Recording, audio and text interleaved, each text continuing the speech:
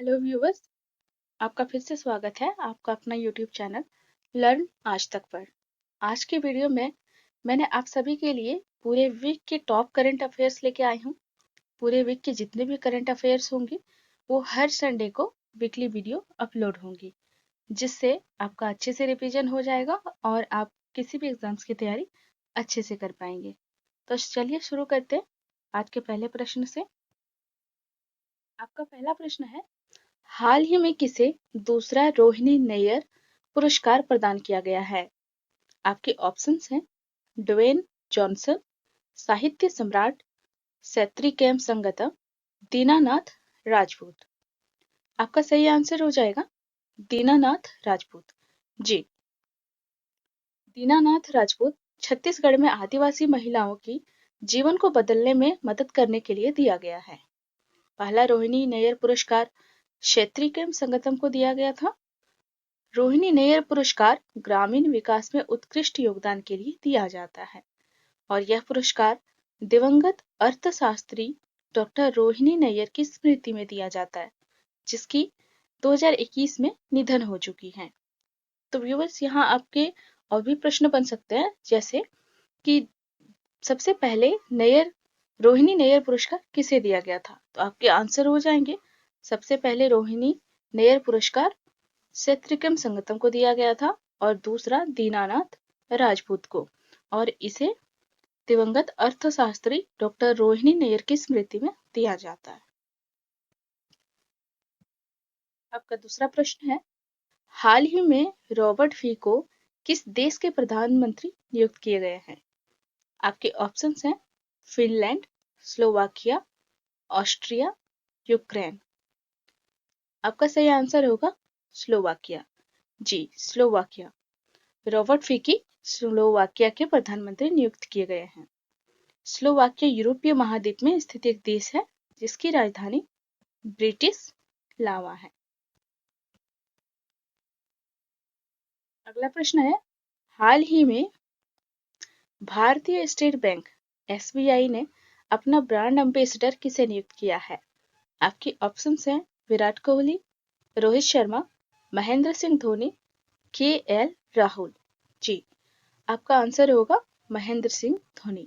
जी, महेंद्र सिंह धोनी जी को भारतीय state bank SBI ने अपना ब्रांड एम्बेसडर नियुक्त किया है। अगला प्रश्न है, पहला एआई सेफ्टी समिट 2023 का आयोजन किस देश में किया गया? आपके ऑप्शंस हैं भारत, फ्रांस, अमेरिका, ब्रिटेन। आपका सही आंसर होगा ब्रिटेन। जी, ब्रिटेन में पहला एआई सेफ्टी समिट 2023 का आयोजन किया गया था। अगला प्रश्न है, हाल ही में दुनिया का सबसे ऊंचा परमाणु अनुसंधान रिएक्टर किस देश में स्थापित किया गया है? आपके ऑप्शंस हैं रूस, बोलिविया, भारत, पाकिस्तान। आपका सही आंसर होगा बोलिविया। जी, बोलिविया में दुनिया का सबसे ऊंचा परमाणु अनुसंधान रिएक्टर स्थापित किया गया है। बोलिविया में दुनिया का सबसे ऊंचा परमाणु अनुसंधान रिएक्टर स्थापित किया गया है। यह परमाणु अनुसंधान रिएक्टर समुद्र तल से 4000 मीटर की ऊंचाई पर स्थित है। अगला प्रश्न है, संयुक्त सैन्य अभ्यास काजिंद 2023 किन देशों के मध्य शुरू हुआ? आपके ऑप्शंस है भारत अमेरिका, भारत मालदीव, भारत रूस, भारत कजाकिस्तान। आपका सही आंसर होगा भारत कजाकिस्तान। जी, भारत कजाकिस्तान के बीच संयुक्त सैन्य अभ्यास काजिंद 2023 के मध्य शुरू हुआ। संयुक्त सैन्य अभ्यास काजिंद 2023 भारत कजाकिस्तान के मध्य शुरू किया गया है। संयुक्त सैन्य अभ्यास काजिंद का आयोजन कजाकिस्तान में किया गया था और इसका उद्देश्य है दोनों देशों के मध्य रक्षा सहयोग और द्विपक्षीय संबंधों को बढ़ावा देना है। अगला प्रश्न है, फीफा वर्ल्ड कप 2034 का आयोजन किस देश में किया जाएगा? आपके ऑप्शंस हैं सऊदी अरब, ऑस्ट्रेलिया, फ्रांस, अमेरिका।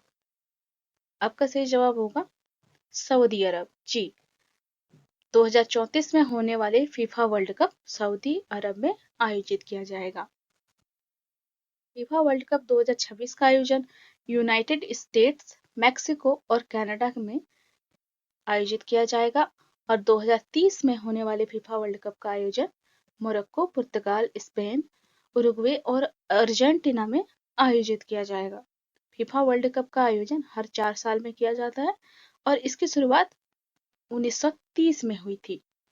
फ्रेंड्स, यहाँ आपको ये भी याद रखना है कि इसे हर 4 साल में मनाया जाता है और आयोजित किया जाता है और इसकी शुरुआत 1930 में हुई थी। फीफा वर्ल्ड कप 2022 का आयोजन कतार में किया गया था और इसकी विजेता अर्जेंटीना रही थी। अगला प्रश्न है, भारत का पहला शहर कौन सा है जिसे यूनेस्को ने सिटी ऑफ लिटरेचर के रूप में मान्यता दी है? आपके ऑप्शंस हैं मेहर, रायपुर, कोझिकोड, खंडवा। आपका सही जवाब होगा कोझिकोड।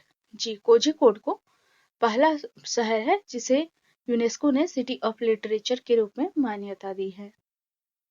केरल में कोझिकोड शहर को सिटी ऑफ लिटरेचर की मान्यता दी गई है और मध्य प्रदेश के ग्वालियर शहर को सिटी ऑफ म्यूजिक की मान्यता दी गई है। आपको यह भी याद रखना कि केरल में कोझिकोड शहर को सिटी ऑफ लिटरेचर और मध्य प्रदेश के ग्वालियर शहर को सिटी ऑफ म्यूजिक की मान्यता दी गई है और किसके द्वारा दी गई है? यूनेस्को। अगला प्रश्न है, किस भारतीय ने wild life photographer of the year 2023 का पुरस्कार जीता है? आपके ऑप्शंस हैं ऐश्वर्या श्रीधर, रथिका रामास्वामी, विहान ताल्य विकास, गौरी गिल। आपका सही आंसर होगा विहान ताल्य विकास। जी, विहान ताल्य विकास को wild life photographer of the year 2023 का पुरस्कार दिया गया है। विहान ताल्य विकास मात्र 10 वर्ष के हैं और यह बेंगलुरु के रहने वाले हैं।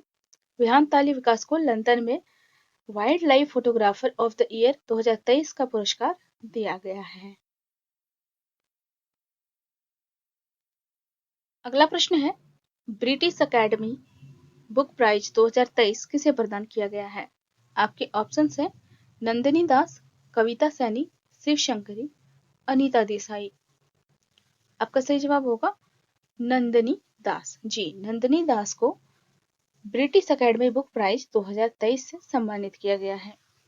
नंदिनी दास को कॉटिंग इंडिया के लिए दिया गया है, जो इनकी यह काफी फेमस बुक है।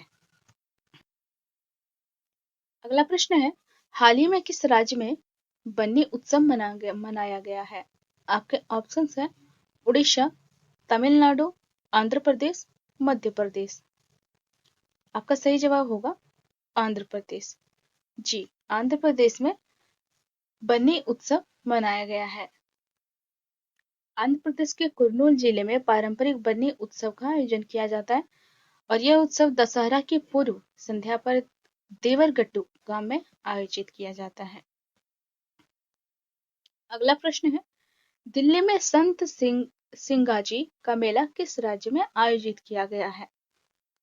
आपके ऑप्शंस हैं छत्तीसगढ़, गुजरात, मध्य प्रदेश, महाराष्ट्र।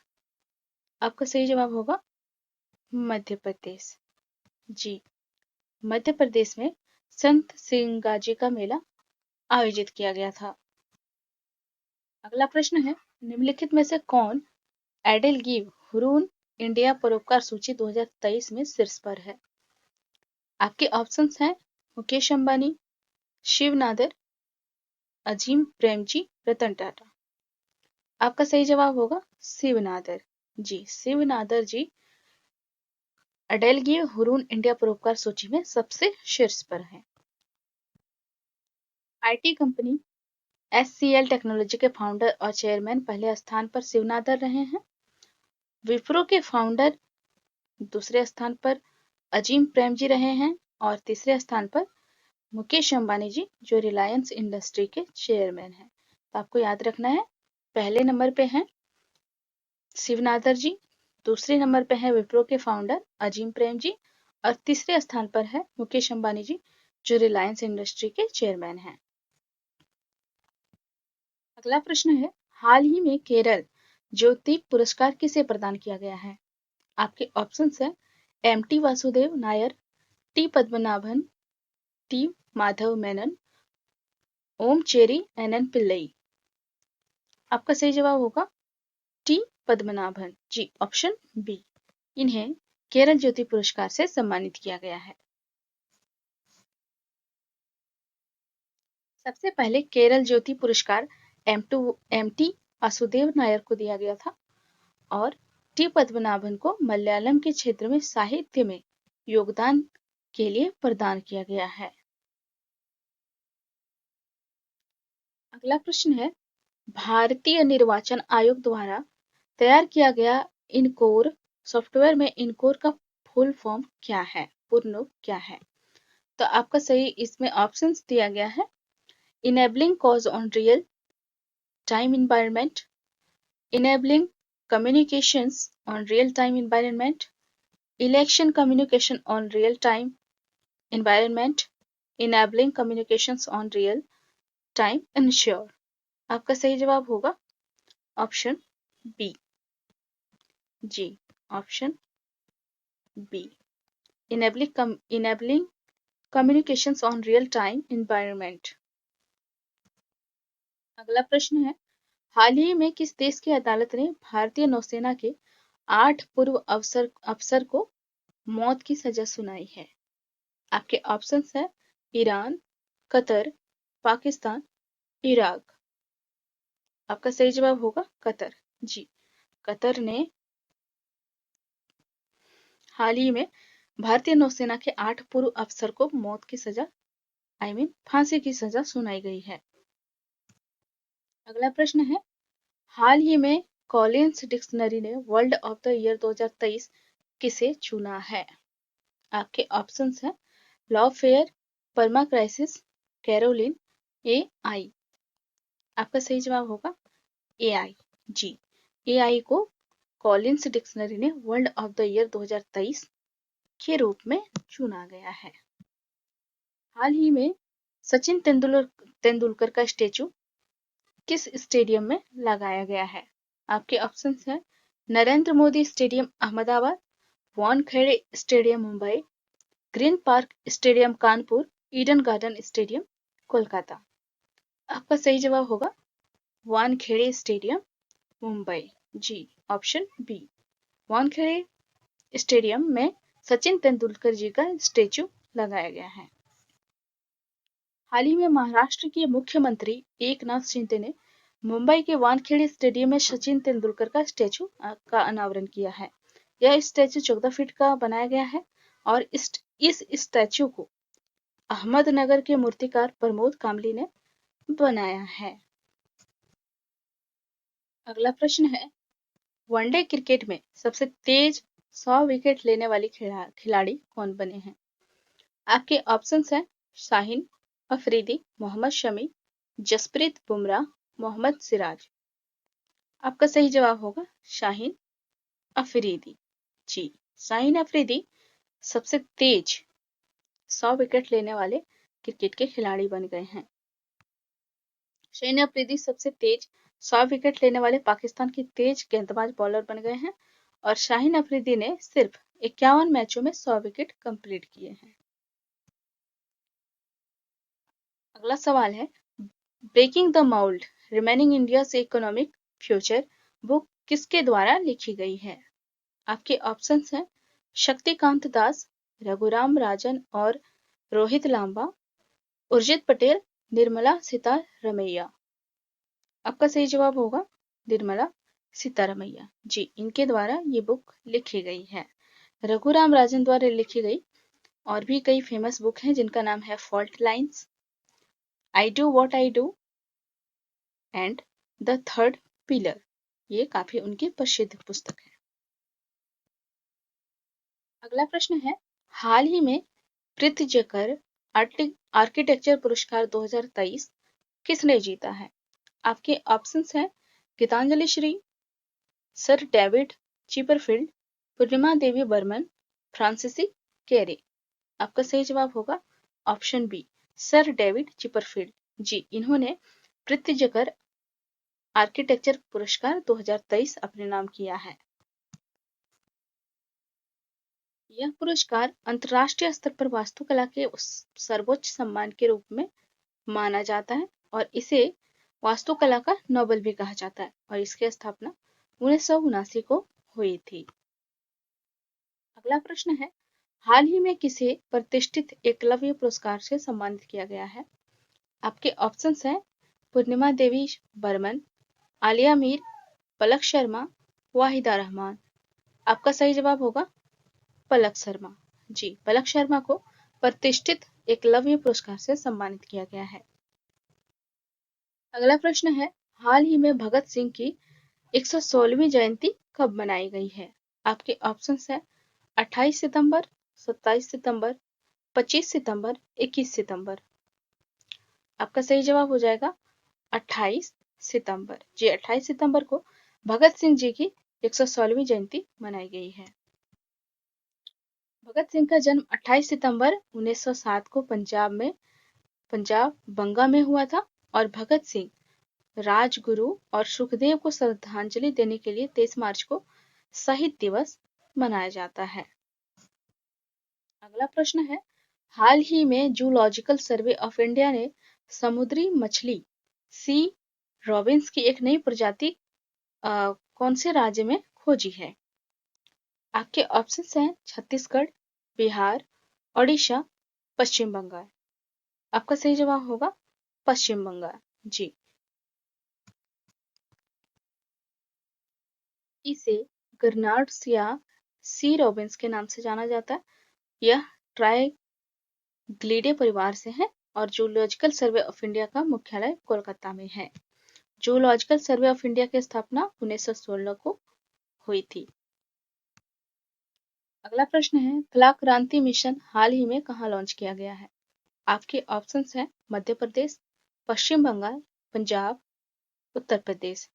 आपका सही जवाब होगा पश्चिम बंगाल। जी, ऑप्शन बी, पश्चिम बंगाल में कला क्रांति मिशन लॉन्च किया गया है। शुरुआत पश्चिम बंगाल के राज्यपाल आनंद बोस द्वारा की गई है।